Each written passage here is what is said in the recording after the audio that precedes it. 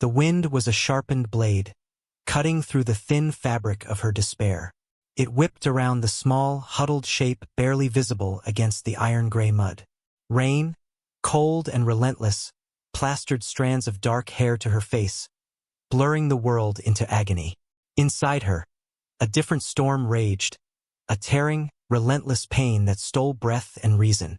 She was alone, utterly, terrifyingly alone, and the world outside the frantic, collapsing walls of her body offered no solace, only a final, cold abandonment. Every muscle screamed. Every nerve was alight with fire. She pressed a mud-caked hand against her swollen belly, a futile gesture against the inevitable, against the terrifying surge that promised both an end and a beginning she might not live to see. Dying seemed less a fear and more a certainty, a heavy cloak settling over her. She wanted to cry out, but her throat was raw, scraped by thirst and disuse. No sound escaped, only ragged gasps swallowed by the wind's howl. This desolate, forgotten stretch of land offered no witnesses, no pity, no help, only the indifferent sky and the biting earth. She closed her eyes, trying to curl into a ball, but the bulk of her belly made it impossible. A wave of nausea washed over her, followed by another contraction, sharper, longer than the last. Black spots danced behind her eyelids. Surrender felt close, a dark, comforting void beckoning. Just letting go, letting the cold seep in, letting the pain fade. But then, a faint sound broke through the roaring in her ears. A low, resonant bang. It seemed impossible. No one came this way, not ever. Fear, a fresh, sharp stab, pierced through the haze of pain. Was it an animal? Or worse, the people she was running from? The sound grew closer, followed by the soft padding of paws on wet earth. She tensed, every instinct screaming danger. A dark shape emerged from the swirling rain. A large dog, wet and shaggy, its nose low to the ground, stopped a few feet away, head cocked, assessing. It didn't bark aggressively, just watched her with intelligent, dark eyes. Then, another shape, taller, broader, a man. He was a silhouette against the gloom, his face hidden by the brim of a wide-brimmed hat and the collar of a canvas coat. He moved with a quiet, unhurried purpose that felt alien in the chaotic storm. The dog whined softly, nudging the man's leg. He stopped a few feet away, mirroring the dog, just observing her crumpled form. She couldn't speak, couldn't move, could only stare up at him through the rain, her eyes wide with a mixture of terror and a flicker of something else, a desperate, fragile hope she didn't dare name. The pain flared again, violent and all-consuming. A low moan escaped her lips, involuntary. The man remained still for another long moment, the wind whipping his coat around him. He seemed carved from the landscape itself, hard, weathered, and silent. Then he moved, not quickly but deliberately. He knelt beside her, his presence large and solid. His hand, calloused and rough, reached out, not to touch her, but to push back the wet hair plastered to her forehead. His expression, beneath the hat's brim, was impossible to read in the fading light. He didn't say anything. He just looked at her, really looked at her, seeing past the mud and the pain to the raw vulnerability beneath.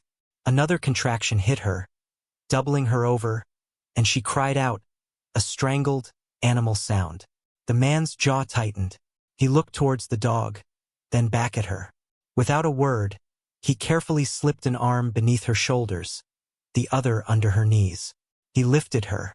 The sudden movement sent a fresh wave of agony through her, but his grip was surprisingly gentle, steady. He lifted her as if she weighed nothing, cradling her against his chest. She could feel the solid beat of his heart through the thick fabric of his coat, a rhythm starkly different from the frantic hammering of her own. He smelled of damp wool, wood smoke, and something wild and clean, like pine needles. He turned, the dog falling in silently beside him, and began to walk, trudging through the mud and the rain, carrying her towards a destination unknown, away from the empty, dying ground where he had found her. Her head rested against his shoulder, the pain still a constant companion. But the biting wind was less fierce now, shielded by his body.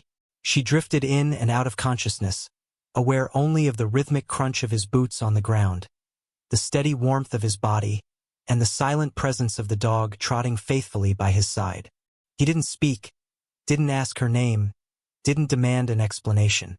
He simply walked, a silent, determined figure against the storm, carrying her fragile life towards somewhere. The black spots returned, swirling, then merging into a deep, consuming darkness. She awoke to warmth. A soft, rough blanket was tucked around her, and the air smelled of wood smoke and something faintly medicinal. The violent storm outside had been replaced by the gentle patter of rain on a roof. She was lying on a narrow cot in a small, sparsely furnished cabin. Her body ached in ways she couldn't comprehend, a deep, hollow exhaustion that felt like she had been pulled apart and haphazardly reassembled. Then she heard it, a soft, tiny sound, a whimper. Her breath hitched. Turning her head slowly, she saw him, the man. He was seated on a low stool near the fireplace, the firelight casting his face in shadows and gold. In the crook of his arm, wrapped in a clean, worn cloth, was the source of the sound. Her baby. He was holding her baby, a girl, small and red-faced, rooting blindly against the cloth near his shoulder. He was rocking gently, humming a low, tuneless melody. He looked up then as if sensing her gaze. His eyes, she saw now, were a clear, startling blue, set in a weathered, angular face. There was no surprise in them, only a quiet recognition. He didn't smile. He rarely seemed to. "You're awake," he said, his voice low and steady, like the rumble of distant thunder. It was the first time she had heard him speak. She tried to answer, to ask about the baby, about herself, but her throat was still dry and weak. Only a croak escaped. He seemed to understand. He carefully shifted the baby, then rose and came to her side. He held a wooden cup to her lips. The water was cool and pure. She drank greedily, a few drops spilling onto her chin. "Slowly now," he murmured. She finished the water, her throat feeling less raw. Her gaze was fixed on the baby in his arms. "Is she?" she whispered, her voice raspy. "She's strong," he said, his eyes briefly flicking down to the infant. Small but strong. Came with the storm. He didn't elaborate. Didn't mention the hours of pain, the fear, the blood. His quiet presence coaching her through the impossible in the dim light of the lantern. He just held the baby. The baby whimpered again, nuzzling against his coat. He gently shifted her position. "She's hungry," he stated. He laid the baby carefully on the cot beside her. He hesitated for a moment, his gaze meeting hers. There was a flicker of something in his blue eyes she couldn't identify. Maybe uncertainty. Maybe a profound weariness. He didn't offer help, didn't look away. He simply waited. Shame, hot and sudden, flooded her. She was weak, exposed, dependent on this stranger. She fumbled with the ties of her worn dress, her hands trembling. He watched her with that same quiet observation. It felt strangely devoid of judgment, only a simple acknowledgement of a biological necessity. As the baby latched on, a wave of profound relief, exhaustion, and a fierce, protective love washed over her, momentarily eclipsing the shame and fear. The man went back to his stool by the fire, settling in to watch the flames. He didn't intrude, didn't pry. He simply existed in the space, a silent guardian. She fed her daughter, her gaze lingering on the man's broad back. Who was he? A hermit? A fugitive himself? He wore no wedding band, spoke of no family. His cabin was neat but solitary, filled with the tools of survival, traps, a rifle over the hearth, dried herbs hanging from the rafters. There was a stillness about him that suggested long periods of solitude, a deep comfort with silence. He had saved her life, saved her baby's life, with a quiet competence that belied his rough exterior. Yet she knew she couldn't stay. It was too dangerous. For both of them, she carried secrets that could unravel his quiet existence. But looking down at the tiny, fragile life in her arms, and then at the silent, protective figure by the fire, the path forward seemed terrifyingly uncertain. Weeks bled into months, marked by the changing landscape outside the cabin window and the slow, steady rhythm of life within its walls. Her strength returned gradually, a stubborn resilience blooming in the harsh soil of necessity. Elias, she learned his name was Elias, remained a man of few words. Their communication was built on observation, shared tasks, and the unspoken understanding that arose from coexisting in close quarters. She learned his routines, the early morning departure for traps or hunting, the precise way he chopped wood, the quiet hours he spent mending gear or reading by the firelight in the evenings. He, in turn, watched her learn to navigate motherhood, the sleepless nights, the fierce tenderness, the growing confidence in handling her daughter.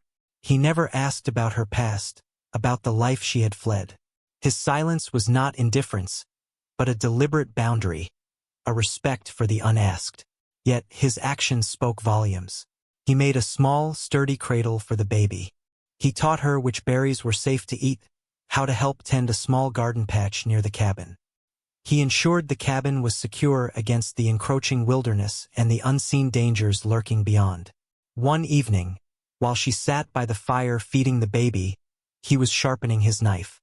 The scrape of steel against stone was the only sound. "Someone was asking," he said without looking up. Her heart leaped into her throat. "Asking?" she managed, her voice tight. "In the nearest town," he clarified.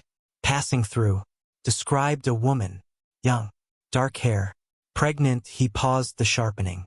Offered a reward. The air in the cabin grew suddenly cold, despite the fire. The baby stirred in her arms, sensing her tension. She looked at Elias's profile. His jaw was set, his eyes focused on the knife. He didn't need her to confirm it was her. He knew. He had known, perhaps, from the moment he saw her, or perhaps it had become clear over time. The reward meant they were important people, wealthy, perhaps powerful. Not just someone she had simply left behind. "Who were they?" he asked, his voice still low, but with an edge of something she hadn't heard before, a quiet readiness. She hugged the baby tighter, her mind racing. She could lie, deny it, but the sheer impossibility of that lie hung heavy between them. He had saved her, given her refuge, never asked for anything in return. He deserved something. The truth felt like a dangerous weapon. "My husband," she finally said, the words feeling alien on her tongue. "His family," she hesitated. Then the rest tumbled out in a rush, born of fear and a strange need for him to understand. "They wanted the child. To inherit. I wasn't compliant. I left. When I knew it was a girl," she trailed off, unable to articulate the cold calculation, the ruthless expectation that had driven her into the wilderness. Elias finished sharpening his knife. The sound was precise, controlled. He tested the edge with his thumb, then carefully sheathed it. He turned to face her then, his blue eyes steady. There was no shock, no judgment, only a quiet assessment. "They'll keep looking," he stated simply. "For the reward. Or for other reasons, other reasons." The implication hung in the air. Her family, her powerful, unforgiving family, wouldn't simply let her disappear. Not with a child they considered theirs. The fragile peace of the cabin felt shattered, replaced by the looming threat from the world she had tried to escape. "I have to leave," she said, the words thick with regret. She couldn't put him in danger. He had given her and her daughter a second chance at life. She couldn't repay him with violence or exposure. Elias stood up. He walked to the window, looking out into the deepening twilight. The wilderness that had been their shield suddenly felt porous, vulnerable. He didn't argue. He didn't tell her to stay. He just stood there, a silent, immovable presence between her and the gathering darkness outside. The unspoken question hung in the air. Where would she go? How would she survive? Alone with a baby, with powerful people searching for her. The brief period of safety, the tentative growth of trust, felt like a dream now, fading with the light. The knock came late one afternoon, sharp and insistent. Not the hesitant tap of a rare trader, but the authoritative rap of men accustomed to being obeyed. Inside the cabin, the air froze. The baby, asleep in her cradle, stirred but didn't cry. Elias was instantly still, his hand going to the rifle propped near the door. Her blood ran cold. They had found her. The fear was a physical weight, pressing down on her chest, stealing her breath. She looked at Elias, his profile grim, his eyes narrowed with dangerous intent. He didn't look at her, his focus entirely on the door. It was his fight now, whether he wanted it or not. Because of her. The thought was a bitter one. But then, something shifted within her. The helpless, terrified girl he had found in the mud was gone, replaced by a fierce, protective mother. A woman who had endured the unthinkable and found strength in the most desolate places. She had survived labor in a storm, months of isolation, and the constant hum of fear. She wouldn't cower now. Not behind Elias. Not when her daughter's life was at stake. "Move," she whispered, her voice low but firm. Elias hesitated, glancing at her, surprised by the steel he heard. The knocking came again, louder this time, accompanied by voices shouting demands to open up. "They're looking for me," she stated, stepping towards the door, away from the baby. "They have no reason to harm you." It was a desperate gamble, a half-truth. They might harm him for sheltering her, for obstructing them. But maybe, just maybe, they wouldn't if she presented herself.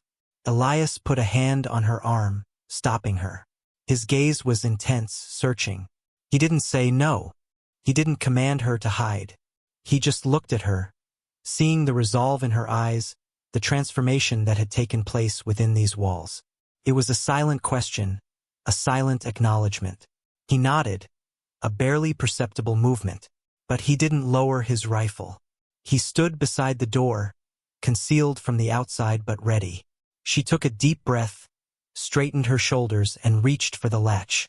The cold air rushed in as she opened the door, revealing two grim-faced men bundled in heavy coats, standing on the small porch, a third waiting by their horses. They were armed, their expressions hard. One of them, a burly man with a thick mustache, spoke. "We're looking for a woman. Answers to the description of Lady Annalise Dubois." Lady Annalise. The name felt foreign, belonging to a life that felt centuries away. She met his gaze steadily.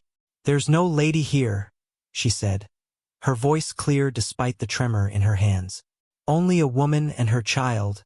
The man's eyes narrowed, sweeping over her. He saw the simple dress, the worn cabin, the stark lack of refinement. He saw a woman who looked like she belonged to the earth, not a drawing room. Doubt flickered across his face. The description was specific. The second man interjected, his eyes sharper, colder. "Dark hair. Left the family estate some months ago. Expected a child." His gaze flickered past her shoulder, towards the interior of the cabin. Elias was hidden from their view. The burly man gestured roughly. "Step aside. We'll search." "You have no right," she said, blocking the doorway, her heart pounding against her ribs. The first man chuckled. A harsh, unpleasant sound. "We have the right of the family." And the reward posted, he moved to push past her. Just as he raised his hand, a shift in Elias's stance was visible only to her. A subtle tightening of his grip on the rifle, a slight lowering of his shoulder. The air crackled with unspoken warning. The second man, the sharper one, noticed something too. His gaze lingered on the shadows within the cabin for a fraction too long. He held up a hand, stopping his companion. He looked back at her, his expression now laced with suspicion. "If you're not her," he said slowly, "then you've seen her? Or know where she is?" It was a test, a chance to deflect, to send them away. But looking at their hard faces, knowing what they represented, knowing what they wanted from her daughter, she couldn't lie. Not fully. Not in a way that would betray the quiet sanctuary she had found. "I am not the woman you seek," she repeated, her voice gaining strength, drawing on a deep well of defiance she hadn't known she possessed. It was true in a way. The Lady Annalise they sought no longer existed. The woman standing before them was different. The men exchanged glances. They were uncertain. This wasn't the cowering fugitive they expected. And there was something else in the air, a silent resistance emanating from the cabin itself. The sharper man hesitated, then seemed to make a decision. "We'll be back," he warned, his eyes promising trouble. "And next time we won't be so polite." They turned and strode back to their horses, mounting quickly and riding away without another word. She watched them go, her body trembling now that the immediate threat had receded. She closed the door, leaning against it, weak with relief and fear. Elias emerged from the shadows. He didn't say, "That was foolish," or "You put us in danger." He just looked at her, his blue eyes filled with that same quiet assessment. But now there was something else too, a flicker of respect, a shared understanding. He hadn't needed to intervene. She had faced them down herself. She looked at the baby, still sleeping peacefully in her cradle, oblivious to the danger that had just brushed past. She looked at Elias, standing tall and silent beside her. She wasn't alone anymore. The woman who had fled into the wilderness had found not just refuge, but a quiet strength she never knew she had. And in this solitary cabin, forged in storm and silence, she had found a partner, a protector, and the fragile beginnings of a life built not on title or expectation, but on resilience, trust, and the fierce, undeniable bond of shared hardship. The world outside was still dangerous, filled with those who sought to reclaim what they believed was theirs. But now she wouldn't face it alone. The cold wind still blew, but within the cabin, a different kind of warmth had taken root, resilient and enduring.